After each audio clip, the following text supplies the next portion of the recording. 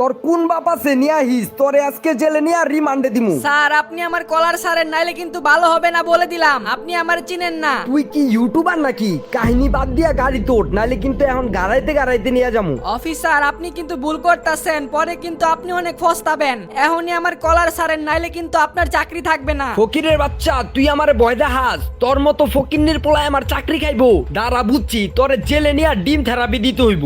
আমি যদি এখন একটা ফোন দেই, আপনার কিন্তু খবর হয়ে যাবো গা। লাস্ট বারের মতো বলতাছি, কলারটা সারেন। আমারে থ্রেড দেস, দে ফোন দে, দেখি তোর কোন বাবা ইসা তোরে বাঁচায়। আজকে তোর একদিন কি আমার একদিন। এরপর ছেলেটি একটা ফোন দেয় আর সাথে সাথে সেখানে শত শত গাড়ি আইসা থামে। এইটা দেখে পুলিশ অফিসারের অবস্থা খারাপ হয়ে যায়। অফিসার আমার থানায় নিয়ে চলেন। কি জানি বলতেছিলেন, ডিম থেরাপি দিবেন? আসেন, আমারে গাড়াইতে গাড়াইতে নিয়ে যান। স্যার আমারে মাফ করবেন, আমি আসলে আপনাকে চিনতে পারি নাই। স্যার আপনি আসলে কে? কে এই ছেলে, কি তার আসল পরিচয়?